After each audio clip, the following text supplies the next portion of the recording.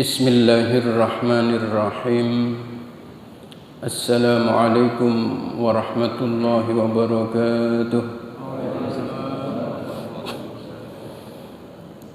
Al-Fatihah tahliyatan ila hadratin Nabil Mustafa Sayyidina Rasulillah Muhammadin sallallahu alaihi wasallam wa ala alihi wa ashabihi wa azwajihi وذريته ولبيت واتباعه ثم إلى حضرة سلطان الأولياء شيخ محي الدين عبد القادر الجيلاني ثم إلى حضرة حبيب المحبوب حبيب أبي حسين بن أبي بكر الإدريس ثم إلى حضرة شيخ مصطفى الخين وشيخ مصطفى البغاء وإلى أرواح آبائنا وأمهاتنا وأجدادنا وجداتنا وجميع المسلمين والمسلمات والمؤمنين والمؤمنات أن الله يعلي درجاتهم في الجنة وينفعنا بأسرارهم وأنوارهم وعلومهم وبركاتهم في الدين والدنيا والآخرة وإلى حضرة النبي الفاتحة. أعوذ بالله من الشيطان الرجيم. بسم الله الرحمن الرحيم. الحمد لله رب العالمين الرحمن الرحيم مالك يوم الدين. إياك نعبد وإياك نستعين اهدنا الصراط المستقيم صراط الذين أنعمت عليهم غير المغضوب عليهم ولا الضالين آمين. يا ربي بالمصطفى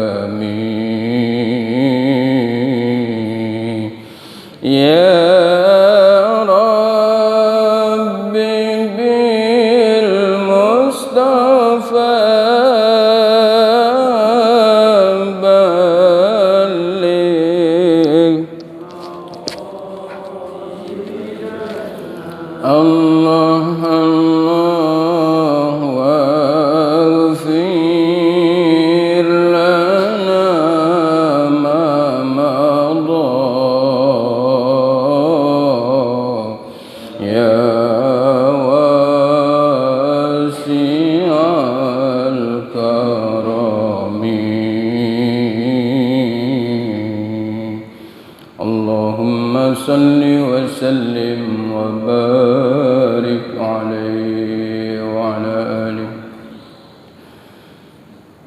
بسم الله الرحمن الرحيم. الحمد لله رب العالمين والصلاة والسلام على أشرف الأنبياء والمرسلين سيدنا وحبيبنا وشفيعنا ومولانا محمد.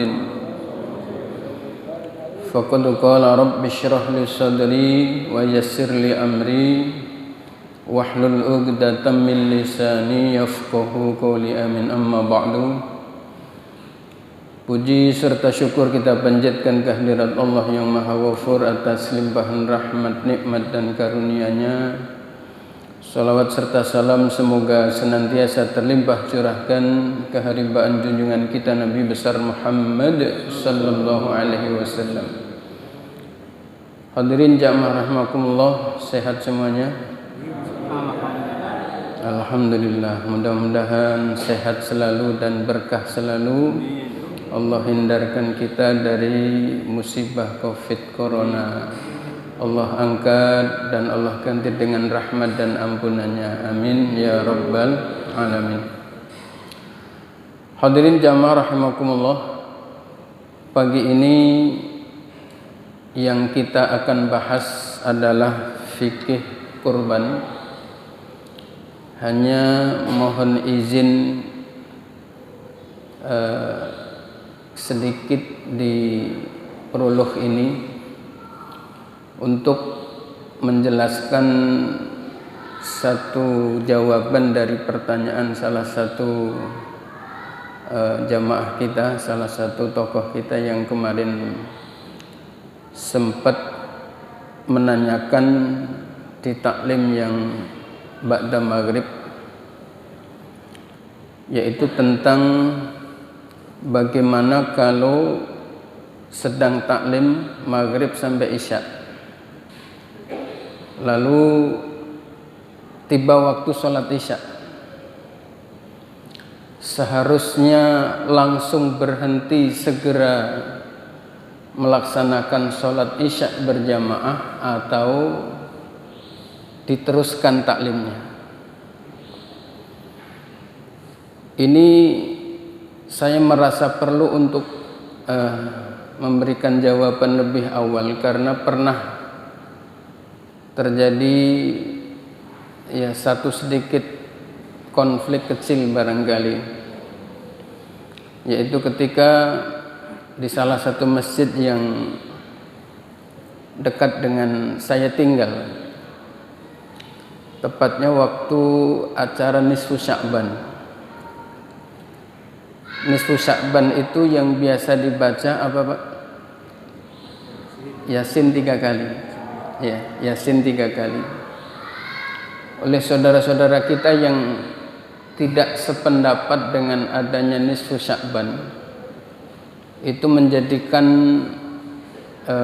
waktu isya itu sebagai satu alasan untuk tidak diteruskan Yasin meskipun baru 2,5, kan biasanya 3 kali, meskipun baru 2,5, dengan alasan adalah sudah tiba waktu sholat isya. Dan kebanyakan kita ya menganggap memang waktu sholat isya itu sama dengan waktu sholat yang lain, yaitu lebih awal lebih baik. Padahal spesial sholat isya tidak begitu. Ya. Hadisnya, ini hadis diriwayatkan oleh Imam Ahmad. Imam Ahmad berarti Imam Ahmad ibnu Hanbal, gurunya Imam Bukhari, ya, dan diriwayatkan pula oleh Imam Tirmidzi. Baginda Nabi pernah bersabda, laula an asyukka ala ummati, laula an asyukka, kalau saja saya tidak khawatir memberatkan, ala ummati, terhadap umatku, la amartuhum, maka sudah barang pasti akan aku perintahkan. Amar itu bisa wajib, ya. Jadi amar makna mutlaknya adalah wajib. Akan aku wajibkan ayu akhiru al-isya'a, untuk mengakhirkan sholat isya. Sampai kapan? Ila thuluthil laili, sampai sepertiga malam, au nisfihi, atau minimal tengah malam. Ya, perhatikan kalimatnya.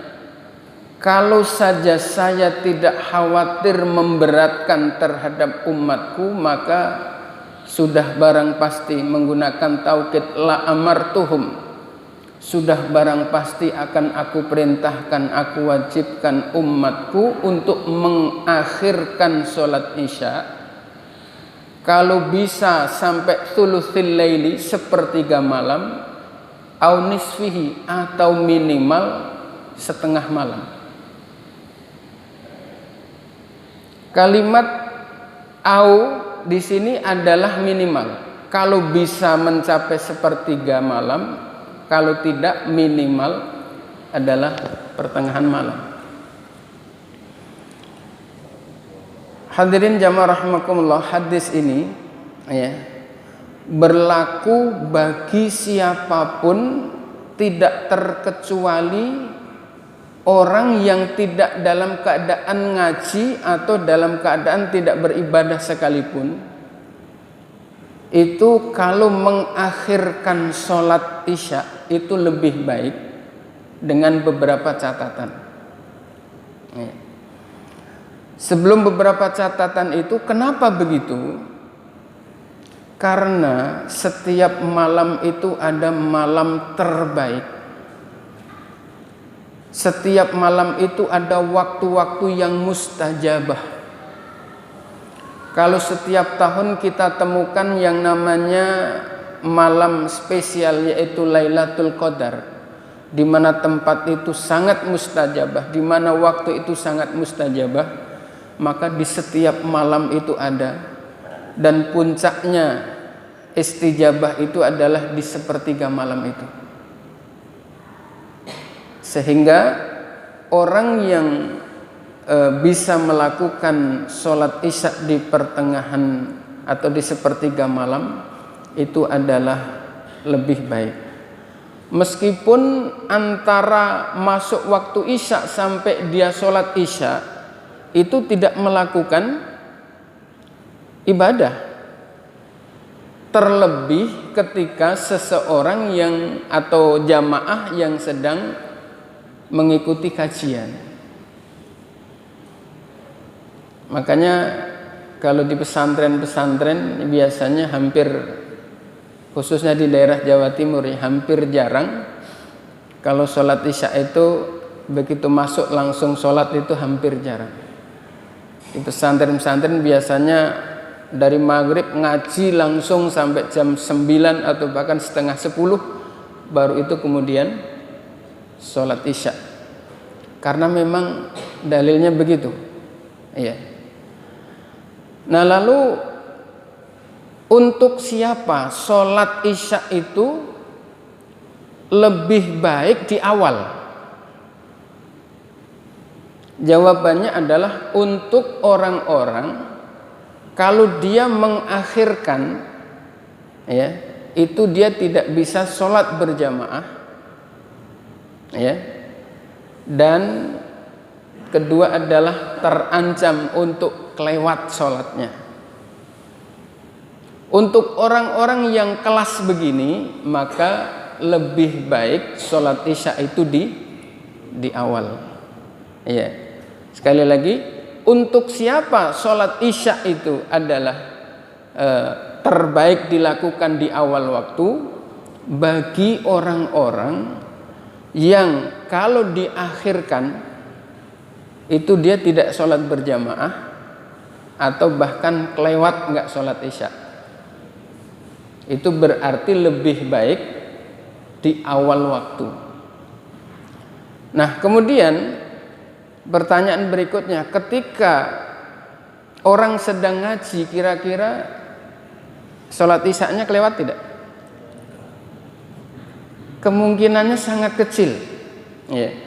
Jadi ketika orang melakukan sholat isya dan didahului dengan taklim, misalnya lewat 5 menit, lewat 10 menit, lewat setengah jam, itu kayaknya insya Allah tidak akan kelewat sholat isya-nya.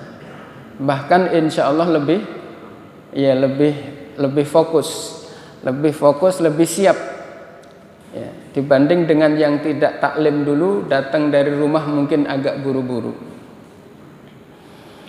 Hadirin jamaah rahimakumullah, maka dari itu kalau misalnya satu masyarakat siap melakukan sholat isya itu jam kira-kira 2:30 atau jam 2, dan kompak kalau misalnya dilaksanakan di awal waktu misalnya 5 baris, dan kalau dilaksanakan di jam 2:30 atau jam 2 masih juga 5 baris atau bahkan jadi 6 baris, itu jelas lebih baik dilaksanakan di 1/3 malam.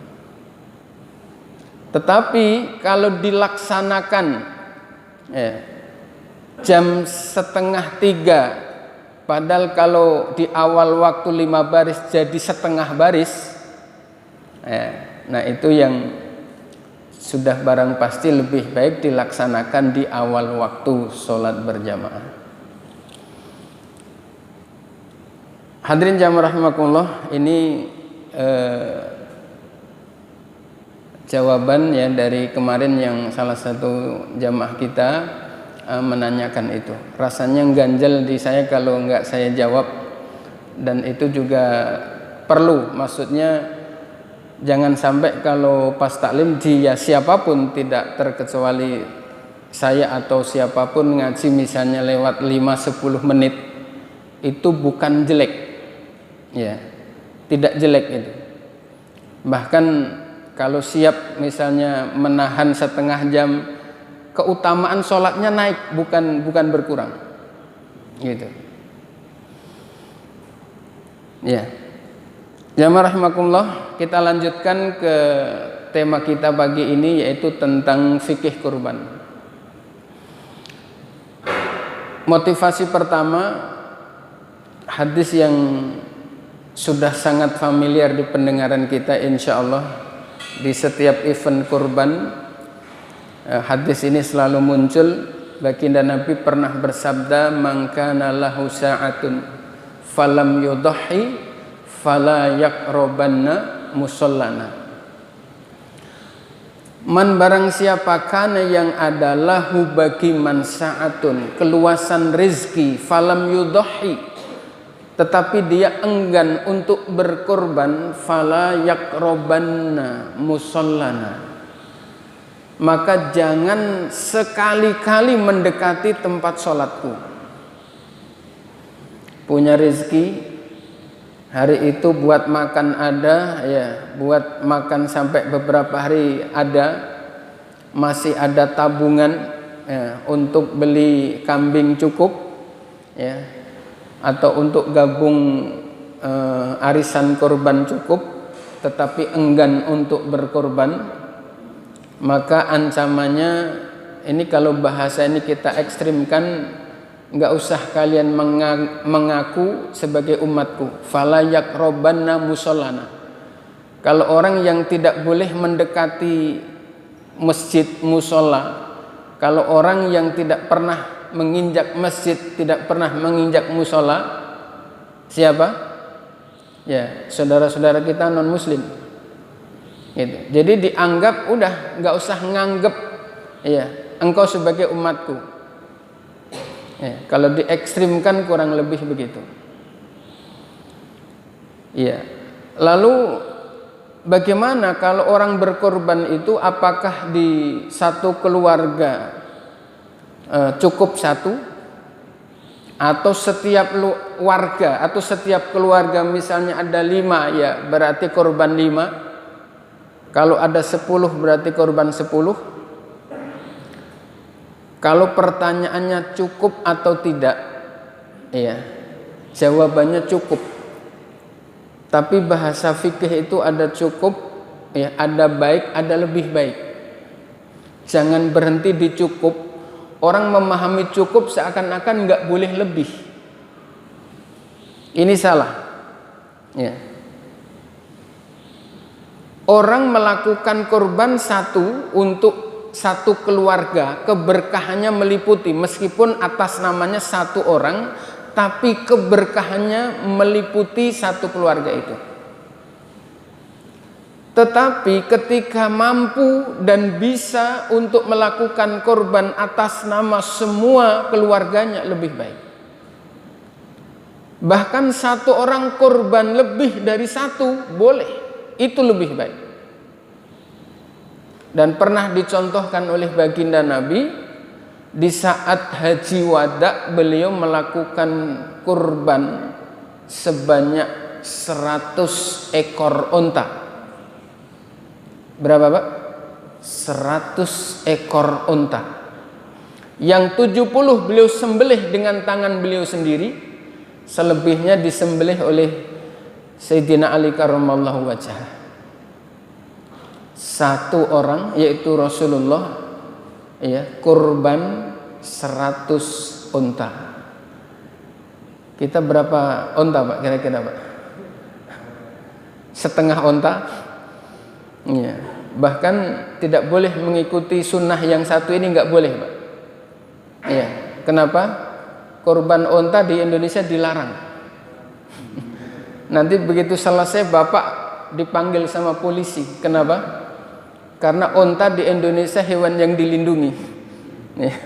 Jadi tidak boleh bapak kurban unta di Indonesia. Ya. Apa motivasinya? Ya. Motivasinya adalah berkorban lebih banyak itu lebih baik. Ya. Satu cukup betul. Dua baik. Tapi lebih banyak lebih baik.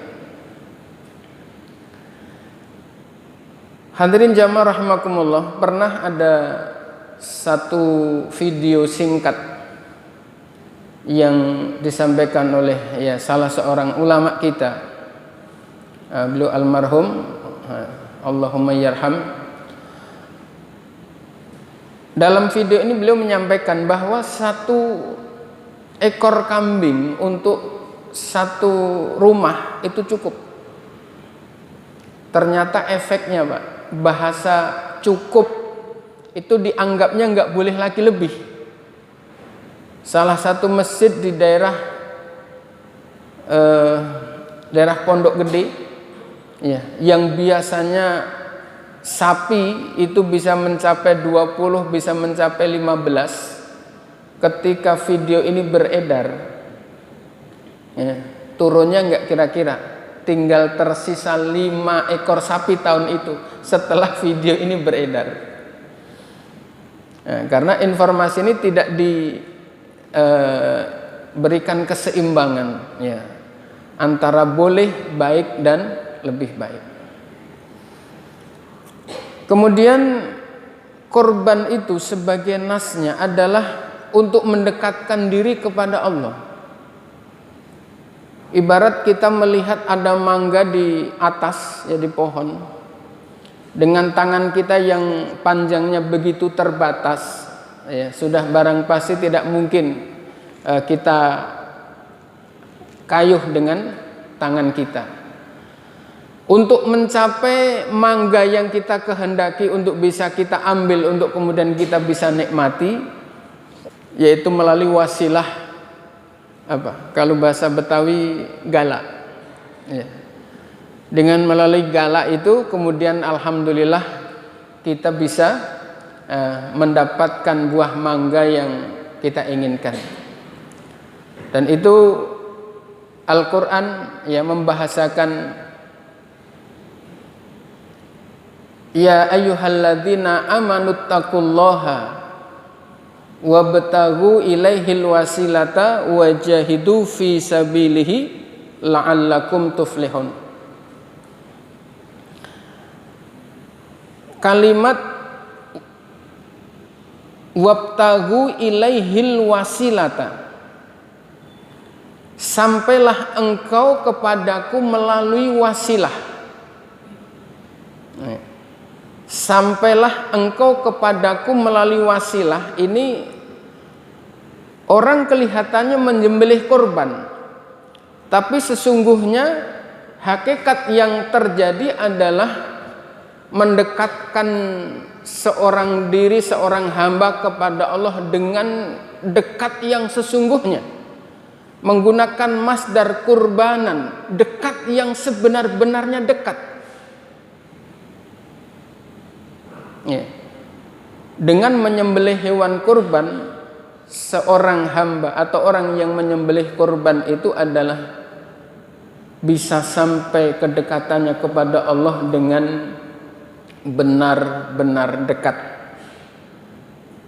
atau menggunakan masdarnya itu kurbanan. Kurban itu aslinya kurbanan. Ya, masdar itu hakikat kedekatan yang sesungguhnya. Ya, ta'iba ta'ban, lelah, ta'ban, lelah banget. Ya. Ju', ja'a, ji'an, lapar sekali. Gitu. Jadi kurbanan itu adalah kalimat hakikat yang artinya di situ orang dengan menyembelih hewan kurban maka akan sampai pada kedekatan yang sesungguhnya. Dalam hal ini catatannya adalah berkorban lebih banyak itu lebih baik. Hadis yang berikutnya pernah disampaikan oleh baginda Nabi, ma'amila ibnu Adam, tidaklah melakukan satu perbuatan seorang ibnu Adam yauman nahri, melakukan aktivitas kegiatan pekerjaan di hari nahar, yaitu di hari Idul Adha, ahabba ilallah, yang jauh lebih dicintai oleh Allah min iraqatid dam. Tidak ada satu perbuatan yang dilakukan oleh anak Adam di hari Idul Adha itu melebihi baiknya mengalirkan darah. Mengalirkan darah di sini bukan bertikai berantem, bukan ya, tetapi adalah menyembelih hewan kurban. Ya, bisnis apapun yang dilakukan pada hari Idul Adha ya, tidak lebih baik.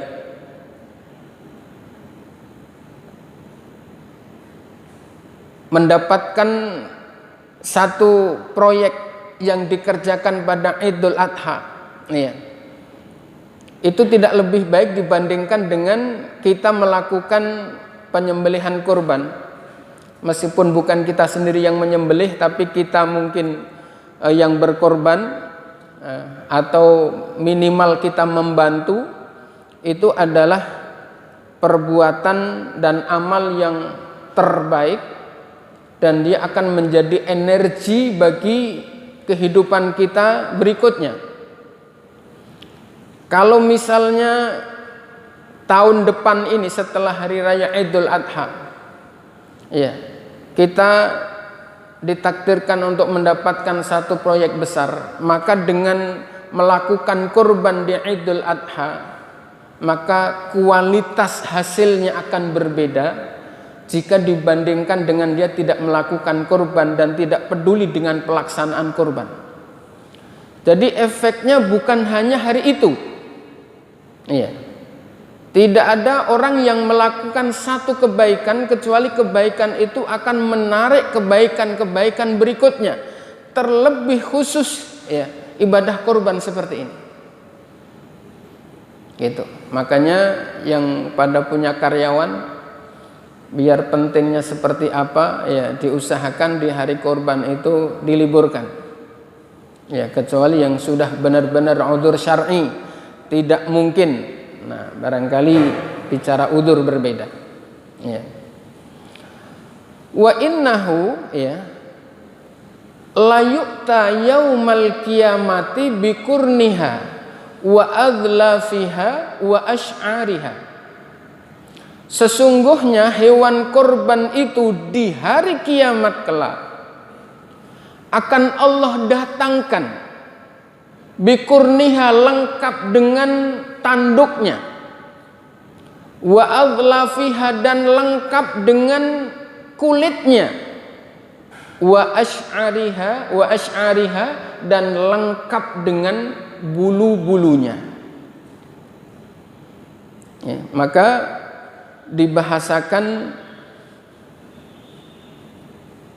orang berkurban itu kelak di hari kiamat, ya, itu akan Allah datangkan sebagai kendaraan. Kita tahu di hari kiamat itu adalah setiap orang menghadapi masalah yang luar biasa beratnya. Saking beratnya masalah, orang tidak malu lagi, ya, hidup dalam keadaan tidak sehelai pakaian menempel dalam tubuhnya. Orang tua lupa anak-anaknya, anak-anak lupa siapa orang tuanya, suami lupa siapa istri-istrinya, istri lupa siapa suaminya. Seluruhnya fokus menyelesaikan masalahnya sendiri, dan masalah itu begitu luar biasa beratnya. Tapi orang-orang yang hadir berkorban di saat Idul Adha, Allah datangkan hewan sebagai kendaraan untuk mengendarai kemana dia hendak menuju. Di mana yang hendak dituju adalah mencari di mana Rasulullah berada. Dan otomatis kendaraan ini menjadi kendaraan yang otomatis punya magnet. Dia menghantarkan di mana Rasulullah berada. Yang lain lari dari ujung timur, lari menuju ke ujung barat. Dari ujung utara menuju ke ujung selatan, mencari kedudukan di mana keberadaan Rasulullah. Tapi mereka tidak pernah tahu panasnya yang luar biasa, masalah begitu luar biasa beratnya. Tapi orang-orang yang berkorban ini dengan begitu santainya, dengan kendaraan ini akan menuju di mana Rasulullah berada. Dan beliau adalah berada di dekat Telaga Kautsar. Telaga Kautsar adanya di bawah pohon yang rindang, dan di nasnya adalah faman syaraba minhu la nazma'u abada. Faman, maka barang siapa, syaraba, yang telah berhasil minum, minhu, dari Telaga Kautsar, setetes dari air Telaga Kautsar, la nazma'u abadan, maka dia selama-lamanya, meskipun harus dibakar bertahun-tahun di neraka sekalipun, dia tidak pernah merasakan haus. Sementara orang-orang kafir, orang-orang yang tidak mendapatkan syafaatul uzmanya, menebus dosanya di neraka, ketika haus diberikan minum dari cor-coran timah. Tetapi orang-orang yang mendapatkan syafaatul uzma itu tidak pernah merasakan haus lagi, meskipun berada di neraka sementara sekalipun. Dan itu diantara pendukungnya adalah dengan berkorban di saat Idul Adha. Wa innad dama, dan sesungguhnya darah korban itu, layaqa minallahi, benar-benar sampai dari Allah. Kalau kalimatnya begitu, layaqa minallahi bimakanin, di satu tempat. Ya, ini redaksinya agak unik. Ya. Wa inna dama layaqa minallahi bimakanin qabla ayyaqa'a 'alal ard. Itu darah, ya, sampai dari Allah, sampai di satu tempat sebelum darah yang benar-benar darah dari hewan itu jatuh ke bumi. Apa artinya? Fadilah, fahala, keutamaan, energi dari berkorban itu lari, bak kilat menyambar. Fadilahnya langsung datang dari Allah ke satu tempat. Artinya kebaikan bagi orang yang berkorban pun seperti itu. telah dicatat kebaikan, keberkahan dan energi yang akan menjadi modal besar untuk menggapai kesuksesan dalam hidupnya. Sebelum darah itu netes ke tanah.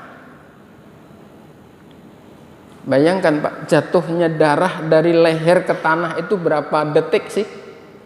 Itu masih kalah cepat ya, dibandingkan dengan hakikat darah itu datang dari Allah menuju satu tempat untuk mengekspresikan kebaikan-kebaikan, catatan gudang kebaikan untuk sang pengorban dan orang-orang yang terlibat. Maka kemudian di ujung hadis ini fatatayyibu biha ihsanan. Fatatayyibu, maka hendaknya engkau berlaku sebaik-baiknya biha terhadap udhiyah, biha terhadap hewan yang dikorbankan ihsanan. Kalimatnya menggunakan masdar, sudah fatatayyibu ditaukidi ihsanan. Lakukanlah yang terbaik kepada hewan kurban ihsanan, yang benar-benar baik.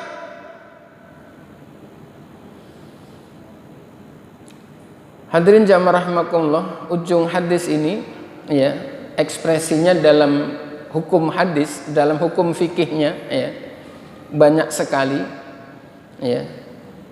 Jadi rentetannya diantaranya adalah tentang sah dan tidaknya penyembelihan ketika orang yang menyembelih adalah dengan cara menggunakan golok yang tidak tajam, atau bahkan sudah digorok kemudian diangkat dibalikkan lagi, begitu. Bunyi inti hadisnya begitu, kemudian menjadi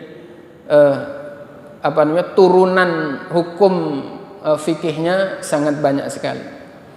Tetapi di pagi ini yang saya kepengen bahas secara detail barangkali adalah dari ujung hadis ini terkait dengan penyelenggaraan kurban yang oleh kebanyakan penyelenggara masih belum terlalu banyak melihat dari sisi syariahnya.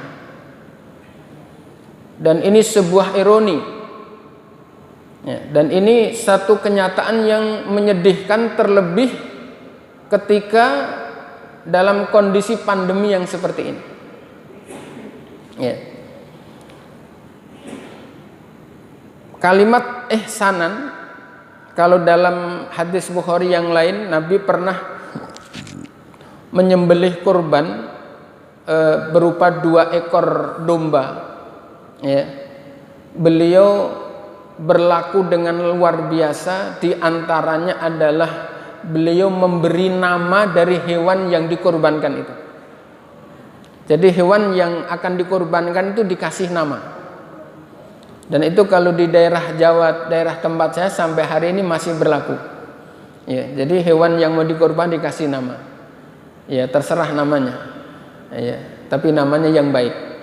Gitu. Itu bagian dari memperlakukan kepada hewan itu sebaik mungkin. Bahkan kalau di tempat saya sebelum disembelih masih dimandikan dulu ya, biar benar-benar bersih, enggak dari kandang yang belepetan lumpur kemudian dipotong begitu saja. Ya, bahkan ya dipakein kain putih begitu. Ya, ini sebenarnya terjemahan dari hadis ini. Jadi fatatayyibu biha ihsanan. Jadi orang kemudian menerjemahkan, mengekspresikan yang terbaik itu dari hadis ini seperti apa. Nah, untuk konteks kita paling tidak dalam hal penyelenggaraan hewan kurban ya, hewan-hewan yang hendak disembelih dalam event kurban itu harus benar-benar diurus, jangan sampai kelaparan. Ya, ini terbaik. Dikasih minum yang cukup. Ya, kalau bisa seperti tadi dibersihkan dulu, dimandikan dulu, Jangan dalam kondisi yang belepetan dengan lumpur, dengan kotorannya dan sebagainya langsung dipotong. Itu berarti berlaku kepada hewan korban tidak terlalu baik. Ya. Itu. Jamaah rahimakumullah. Satu hal yang tadi saya sampaikan, hal yang ironi adalah ketika penyelenggara kurban hanya berorientasi kepada profesionalisme pemotongan, tapi melupakan dari sisi syariat. Jangan lupa bahwa memotong hewan, terlebih kurban atau akikoh, itu adalah ada syarat rukunnya. Ya. Ada syarat rukun yang nempel kepada sang pemotong. Ya. Ada syarat rukun yang nempel pada hewan. Ya. Ada syarat rukun yang nempel kepada orang yang berkurban. Nah, yang paling berdampak negatif pertama adalah yang nempel kepada orang yang menyembelih, yang mengeksekusi. Ketika yang mengeksekusi penyembelihan ini tidak memenuhi syarat rukunnya, maka pemotongan itu batal. Ketika pemotongan batal itu berarti korbannya tidak sah. Berarti panitia berkewajiban mengganti setiap hewan kelak di hadapan Allah. Ya, dan sekaligus kalau penyembelihannya batal, dagingnya berarti hukumnya bangkai.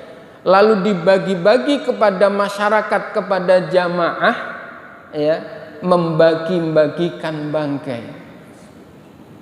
Kali berapa tahun jadi panitia kurban, ya, kalau diserahin begitu kepada orang-orang yang mohon maaf, apakah orang muslim atau tidak, itu adalah akan beresiko. Dan syarat rukun yang nempel kepada sang pemotong, diantaranya adalah pemotong untuk hewan yang dagingnya dimakan itu hanya 2 orang. Ya. Siapa? Yang pertama adalah muslim. Yang kedua adalah ahlul kitab, baik dari Yahudi maupun Nasrani. Artinya orang yang pengikut agama Yahudi dan benar-benar konsisten terhadap syariat Yahudi waktu itu. Yang berikutnya orang yang mengikuti ajaran Nasrani dan benar-benar konsisten pada waktu itu. Hari ini sudah tidak ada lagi ahlul kitab itu. Ahlul kitab itu adalah berlaku pada zaman awal-awal Islam turun. Hari ini yang sah penyembelihan kurban terlebih khusus dan penyembelihan hewan yang boleh kita konsumsi hanyalah orang Islam. Sementara kriteria muslim itu bukan kepada statusnya yang ada di KTP. Biar di KTP-nya muslim dahulu masih bisa punya KTP 3 bahkan 5. Ya, KTP DKI punya, KTP Bekasi punya, KTP kampung mertua punya, KTP kampung sendiri punya. Semuanya tertulis agama Islam. Tapi ternyata tarikus sholah, meninggalkan sholat, maka hakikat di hadapan Allah adalah non muslim. Man tarokas sholata muta'ammidan faqad kafaro jiharan. Man barang siapa taroka yang meninggalkan as-sholata, sholat sekali dengan sengaja, faqad kafaro, maka dia nyata-nyata telah kafir, jiharon, benar-benar nyata. Di sini Bapak Ibu hadirin hadirat jamaah rahimakumullah, pernah satu saat terjadi di masjid yang tidak jauh dari tempat saya tinggal. Ketika menyembelih kurban, sang penyembelih ini adalah diambil dari jagal. Kalau bicara profesional jangan diragukan. Karena menyembelih sapi 6 itu cukup 1 jagal dibantu dengan 1 asisten yang sekedar. Artinya bukan profesional. Cukup dengan tali yang kira-kira 30 atau 40 cm ya. Dia ikatkan di kaki depan sebelah kanan, diikatkan ke tiang sebelah kiri. Lalu dia banting kepalanya, roboh dengan 1 gesekan putus. 6 ekor sapi hanya sendirian, hanya dibantu asisten yang ala kadar. Sekali lagi, kalau profesionalnya luar biasa, karena memang jagal profesional. Tapi masalahnya adalah setiap kali hendak motong, Pak, itu minum dulu. Ini minum. Yang diminum khamr, Pak. Kalau ini teh, izin minum teh dulu, Pak. Berulang kali di areal di situ banyak panitia minum khamr. Ketika ditanya oleh panitia, Bang, kok minum dulu? Kok mabuk dulu? Apa jawabannya? Bukan, Pak, ini bukan untuk mabuk. Ini jamu, Pak. Saya kalau nggak minum ini nggak kuat. Alasannya begitu ringan. Tapi sesungguhnya yang sedang terjadi adalah bahwa korban itu disembelih oleh orang yang kualitas menjaga sholatnya sangat diragukan. Kira-kira kalau orang setiap saat minum khamr, jaga sholat apa tidak, Pak, kira-kira? Ya Allah. Hanya terfokus kepada profesionalisme pekerjaan, lupa dari sisi syariat. Ini benar-benar berbahaya. Dan dampaknya adalah kepada tidak sahnya penyembelihan kurban. Maka dari itu, ya, terlebih-lebih di saat pandemi ini, di saat ada program pemerintah yang PPKM, tidak sedikit masjid musola yang ambil jalan pintas praktis disembelih di rumah potong hewan. Rumah potong hewan, ya, mudah-mudahan sih yang dipilih sebagai eksekutornya adalah menjaga sholat. Tapi kalau tidak, Pak, menurut saya lebih baik nggak usah kurban, nggak usah diselenggarakan daripada ya yang motong ini tidak ada jaminan kalau dia adalah menjaga sholat 5 waktu. Kenapa? Tanggung jawab terhadap panitianya yang terlalu berat. Orang korban, Pak, itu pahalanya kalau penafsiran hadis tadi, orang akan mendapatkan pahala kelipatan dari hewan, bahkan dari jumlah bulunya. Bulu sapi ada berapa, Pak? Ada berapa, Pak, bulu sapi? Ada 5 juta itu, Pak. Percaya nggak, Pak? Iya, kalau nggak percaya hitung sendiri. Nyoba ngitung baru sedikit putus asa, ngitung lagi ya sudah, percaya aja, Pak. Kira-kira seperti itu. Bayangkan ketika kita membantu penyelenggaraan penyembelihan korban 1 ekor, pahalanya kelipatan bulu dan yang lain-lain, bukan hanya berkelipatan bulu. Dari darahnya Allah hitung, dari dagingnya Allah hitung. Kalau 1 hewan korban disembelih 10 orang, 10-10-nya orang yang membantu mendapatkan pahala yang sama. Kalau dapat 10 juta, 10-10-nya orang masing-masing dapat 10 juta, termasuk orang yang berkorban. Tapi ketika panitia membantu penyembelihan 10 hewan korban, maka panitia pahalanya berlipat-lipat ganda Meskipun hari itu dia belum bisa berkorban sekalipun, tapi dia telah bisa membantu saudara-saudaranya melaksanakan korban, maka dia mendapatkan pahala yang luar biasa. Satu hewan korban kalau misalnya pahalanya 10 juta, yang disembelih oleh panitia 10 hewan, maka setiap panitia, setiap orang yang membantu mendapatkan 10 juta. 10 juta kali 10. Bukan hanya 10 juta kali 10. Ya, apa dalilnya? Man dalla ala khairin kana lahu ajrun ka ajri fa'ilihi. Man barang siapa dalla yang menunjukkan ala khairin atas perbuatan baik, kana maka ada lahu baginya fahala ka ajri fa'ilihi, sebagaimana fahala yang didapat oleh orang yang melakukan. Baru menunjukkan, Pak, belum membantu. Panitia itu lebih dari sekedar menunjukkan, dia membantu bahkan melaksanakan pengorbanannya itu, maka pahalanya subhanallah berlipat ganda.